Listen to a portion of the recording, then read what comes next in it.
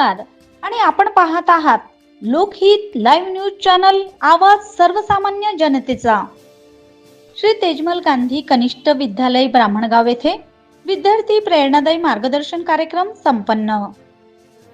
शनिवार दिनांक 27 डिसेंबर 2025 रोजी उमरखेड तालुक्यातील ब्राह्मणगाव येथील श्री तेजमल गांधी कृषी विद्यालय येथे विद्यार्थी प्रेरणादायी मार्गदर्शन कार्यक्रम संपन्न झाला।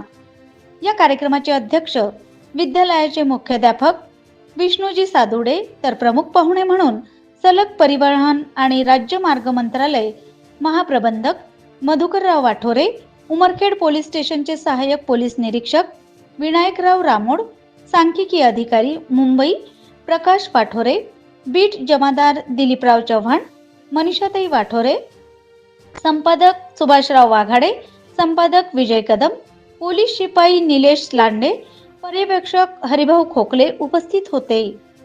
सर्व प्रमुख पाहुण्यांच्या हस्ते माजी आमदार स्वर्गीय भाऊसाहेब माने, स्वर्गीय देवराव पाटील सोंडीकर, स्वर्गीय तेजमल गांधी, स्वर्गीय पंजाबराव माने यांच्या प्रतिमेचे पूजन करण्यात आले।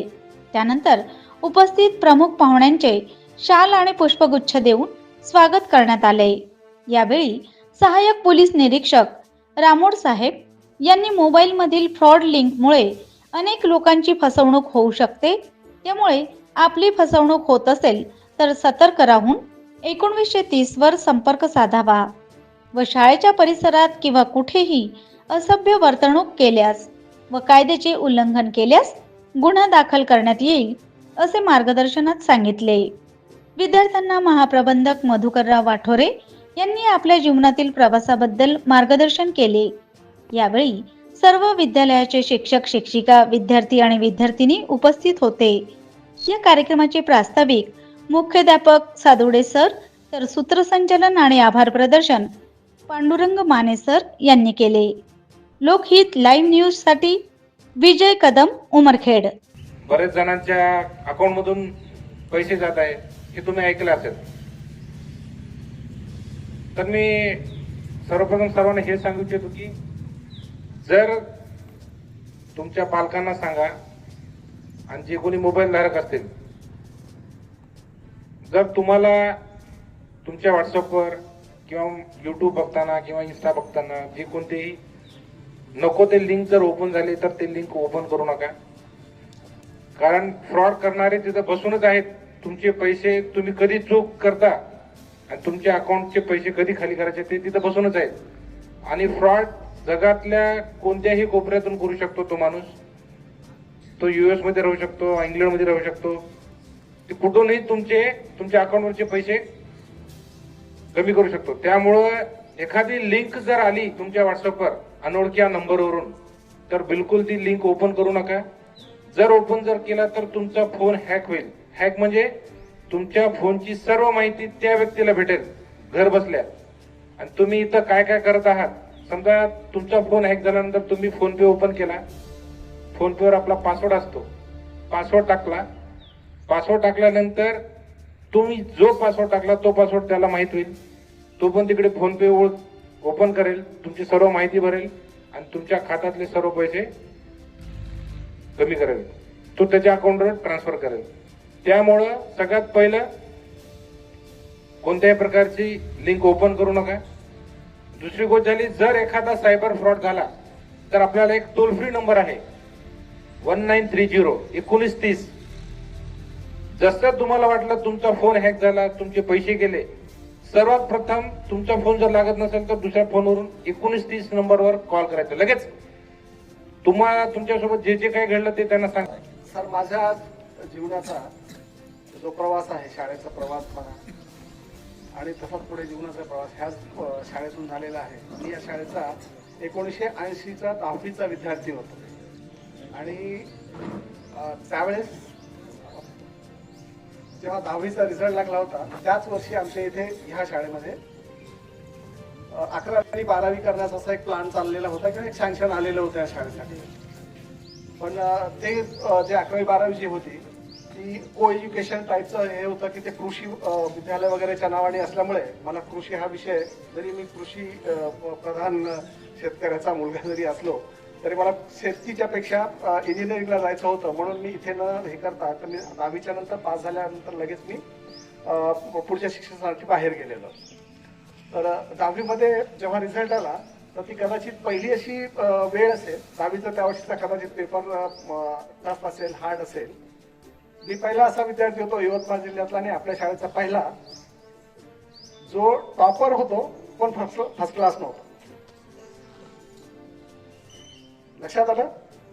ह्या शाळेचा सगळ्यात पहिला विद्यार्थी, सगळ्यात जास्त मार्क्स घेणारा विद्यार्थी मी होतो, पण मी फर्स्ट क्लास नव्हतो.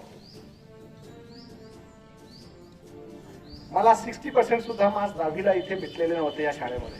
ठीक आहे, पण या शाळेचा सगळ्यात हुशार विद्यार्थी बऱ्यापैकी, एक पहिल्या 10 पैकी जे विद्यार्थी असतात त्यापैकीचा एक होतो. पण मला बऱ्याच वेळेस अशी खंत वाटायची तेव्हा की यार फर्स्ट क्लास असलेला, म्हणजे आतापर्यंत इथे जेव्हा आमच्या इथे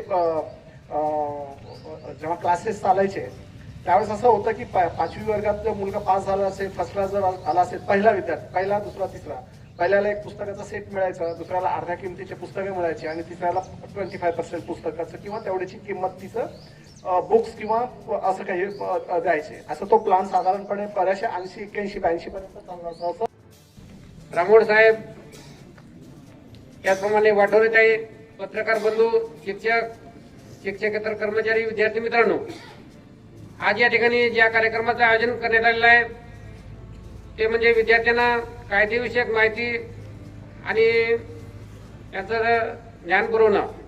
तर त्यामध्ये आपल्याला या ठिकाणी लाभलेले उमरखेड पोलीस स्टेशनचे उपनिरीक्षक श्री विनायकजी रामोड साहेब यांनी आपल्याला अतिशय अमूल्य अशा प्रकारचं मार्गदर्शन केलं आहे. त्यामध्ये त्यांनी जो मुद्दा सांगितला आहे की सायबर गुन्हेगारी, आज या तंत्रज्ञानाच्या युगामध्ये सायबर गुन्हेगारीचं प्रमाण अतिशय मोठ्या प्रमाणात वाढलेलं आहे. आणि आपला जो नेहमी जिव्हाळ्याचा विषय म्हणजे मोबाईल, घरीदारी आपण केव्हाही वावरतो तर आपल्या हातामध्ये मोबाईल असतो आणि कळत न कळत एखादी लिंक आपल्याकडून चुकून ओपन होते आणि लिंक ओपन झाल्याच्या नंतर आपला मोबाईल पूर्ण त्या हॅकरच्या ताब्यामध्ये जातो आणि नको तो प्रसंग आपल्यावर ओढवतो. आणि मग ते हॅकर्स आपल्याला हे करतात, आपल्याला डिमांड करतात पैशाची की तुम्ही एवढे एवढे पैसे आम्हाला पुरवा, नंतर तुमचे आम्ही फोटो डिलीट करू किंवा जे काय करायचं ते तुमचे आम्ही. तर अशा प्रकारे त्यांनी आपल्याला अतिशय मोलाचं मार्गदर्शन केलं आहे. आणि दुसरी गोष्ट, विद्यार्थ्यांना या ठिकाणी जे शालेय जीवन म्हणजे शिकत असताना तर विद्यार्थी महत्वाचा जो शिक्षणाचा मुद्दा बाजूला ठेवून वयामध्ये म्हणजे जो कुमारावस्था असते तर त्यामध्ये विद्यार्थ्यांना कळत नसते की आपण शिक्षणासाठी आलो आहे, परंतु ते न कळत त्यांच्या हातून एखाद्या मुलीला टॉन्ट करणं, मागे मागे फिरणं, तर अशा प्रकारच्या गोष्टी घडत असतात. तर मुलांच्या हातून अशा प्रकारच्या गोष्टी घडू नयेत. त्यांनी अशा प्रकारे या ठिकाणी सूचना केली आहे. जर अशा प्रकारे आपल्याकडून जर समजा गुन्हा झाला तर विद्यार्थ्यावर एक गुन्ह्याची नोंद होते आणि या कायद्यामध्ये कशा प्रकारे बदल झालेला आहे ते देखील या ठिकाणी रामोड साहेबांनी आपल्याला सांगितलेलं आहे.